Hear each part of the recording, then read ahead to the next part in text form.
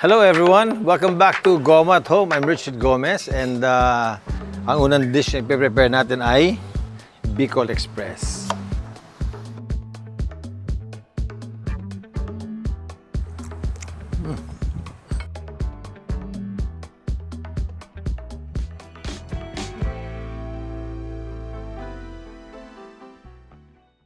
Hello! Yun! Ganda! Ganda ng mga sili natin dito ngayon, no? Pag tinignan mo yan dito sa gilid, dami-dami sili yan, hinog na. And then, of course, ano ba naman ang pagkain na masarap na maraming sili? No other than Bicol Express.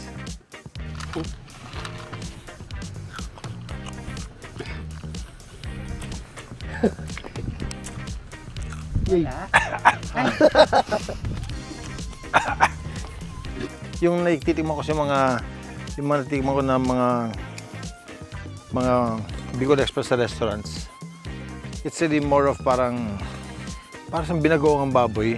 But what I want na Bicol Express talaga maraming sili, no? Para talagang masarap kainin kasi I remember I went to a friend's house na Bicolano. Sabi niya, ganito kami gumawa ng Bicol Express. Gusto niya marami talagang sili. Kaya nga nung niluluto niya yung sili, sabi ko, sakit sa ilong. Kasi ang tapang nung smell nung sili. So, ganun gagawin natin. And then this one, tinikman ko nga to kanina. Itong sili na to, this is a Thai variety. No?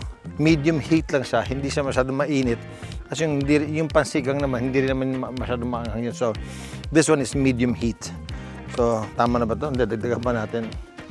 Ibang colors. Okay, good. Punta tayo sa Goma at Home Kitchen. And then gagawin na natin itong ating Bicol Express. Nawala lang kami for a while, no? Kasi I ran for re-election as congressman and I won again. Thank you so much for all the support. But now that we're back, ang unang dish na i-prepare natin ay Bicol Express. So the basic ingredients are just garlic, onions, tapos lagyan natin ng ginger and bagoong. Tapos itong baboy natin, ipiprito natin. So what we'll do, we'll take a sharp knife, no? And then, may buto. Tanggalin ko na yung buto. Separate ko na siya. Yan. Separate ko lang to. And then, ito may iwan na to. Medyo malaki. Gusto ko medyo squarish siya, ganyan, no? Yan. Dahil lang gusto ko sa meat. Gusto ko yung nakakagat mo na mabuti. No? So pag medyo malaki naman yung side niya, tulad na malaki yung side niya dito, ganito. You can cut it in half. Yan dito. So, yun. Yan ang putol natin. Okay? Talagang pag pinag-usapan nyo Bicol Express, di ba? Una pong pasok talaga sa utak natin, galing itong Bicol. But actually, if you do a little research, ang Bicol Express, ang nag-create ito, a certain Mihis Calao, no? And then, meron siyang restaurant, sinerve niya to, ang iniisip niya raw, sabi gusto niya ng dish na, merong, yung she started to create a dish na may parang taste of Bicol. Kasi alam naman natin, pag Bicol, abundant sila sa coconuts, tapos maanghang ang pagkain nila. So, naisip niya, ito, magginisa ng baboy, maglagay ng konting bagoong, maraming sili, tapos merong coconut milk, no? So, yun. And, yun ang naging origin ng Bicol Express. Kahit gawa sa Manila, doon siya nag-create sa Manila, it still has the taste and parang the culture of Bicol. Kaya nga sabi nga nila, minsan daw pag pumunta sila ng Bicol, sila mismo hirap na hirap sila maghanap ng Bicol Express doon. Kasi nga hindi nga doon galing. Except that, doon lang po yung naging inspiration. So, yan, putulan natin ng manipis. Pino lang, ganyan lang. Yan. Okay. Yun. Tapos pahaba. Yan. We already have our onions and garlic. Nandito na. And then puputulin na lang natin ito. Hinugasan ko na ito kanina. So what we'll do, since it's a medium heat sili, we will use even yung buto. Okay, yan. So, ito lang siya ng paganyan. Yan, oh. Ayan. We'll cut it na nakabayas. Yan. If you'll take a look at it, you know, ang ganda-ganda ng colors niya. Oh. Diba? Very festive yung colors niya. Okay, so, i-on na natin to. And then, simulan natin lagyan na ng, of course, mantika. Damihan natin. Kasi marami tayong iluluto today. Yun. Para humot, unahin natin itong ginger, humot, kaya tingnan itong onions. Yan, oh. Good. Masarap marami. Masarap marami. Lagyan natin marami. Lagi kong hinuhuli yung garlic. Kasi garlic pinakamadaling maluto eh. No?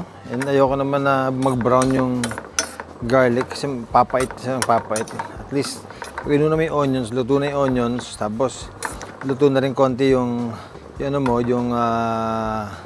yung luya, tsaka lang ibabagsak yung garlic. Ito na yung onions natin, lagyan ng garlic. Yun. Sarap. Habang hinihintay natin siyang maluto, lalagyan din natin ng bagong. Pili ka ng bagong na gusto mo. Meron yung, kung ayaw mo nang bumili sa palengke, may nabibili naman sa bote. Like this one, ginisang bagong. Meron siya medyo sweet. Or gusto mo yung regular na walang sugar. But since this will be spicy, you want to balance it a little with sweetness. Yun. Mamantika-mantika pa. Bango. Sarap! Love this.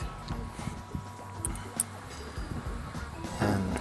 Since marami tayong lalagay, lagyan natin mga, let's put in about 3 tablespoons of bagong. Tingnan natin kung talaga masarap ng bagong na to. Okay.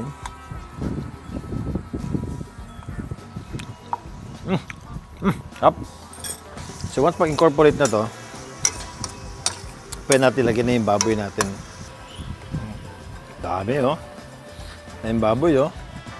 Pakulo na to. Pag kumulo na to, luto na to, then we'll put in our chili at saka yung kakanggata. Okay? Check natin yun. Okay, good. Bango na, oh. Tapos yung baboy, lumalabas na yung mantika niya. Eh, may nagtanong, ano ba pagkakaiba ng binagoong baboy at saka itong Bicol Express? Actually, para sa akin, yung binagoong baboy, talagang lumalangoy sa alamang yun. Maraming bagoong.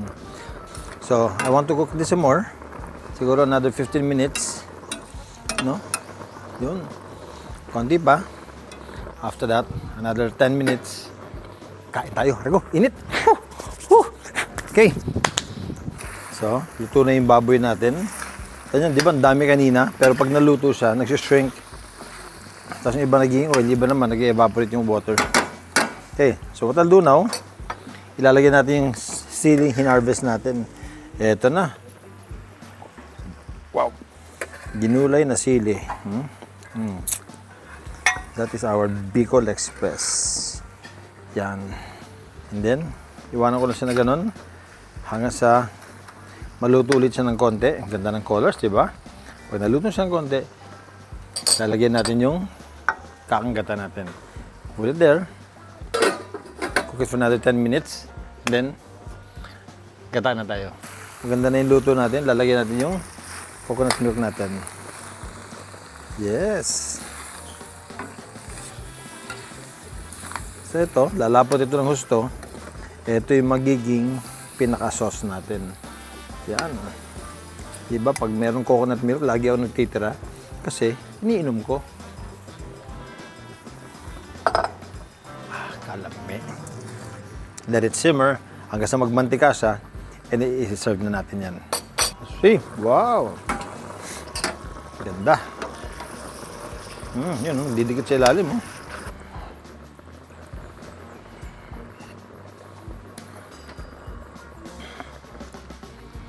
Dude. Okay.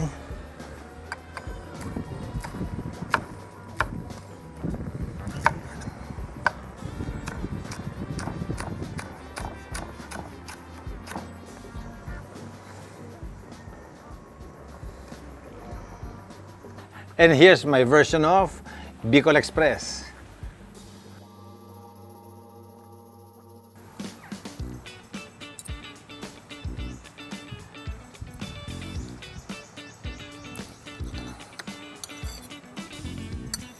Natin with the sili.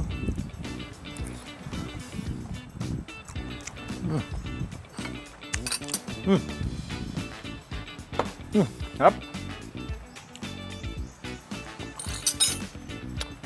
Sakto yung heat ng sili.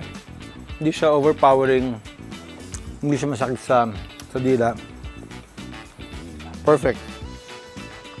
Really good. Masarap dito sa kanin. Sakto, lunchtime. Harap.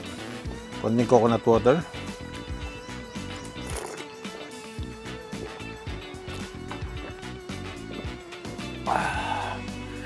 Ooh, lala. Harap. There you go. Thanks so much for joining me right here in Goma at Home. Please like, share, subscribe, and press on the notification bell, no? Para alam nyo kapag meron tayong bagong video na palabas dito sa Goma at Home. So, ito yung Bicol Express natin. Ang sarap lutuin, ang sarap kainin. Thank you so much for joining me. I'll see you next time. Right here in Goma at Home. Goodbye.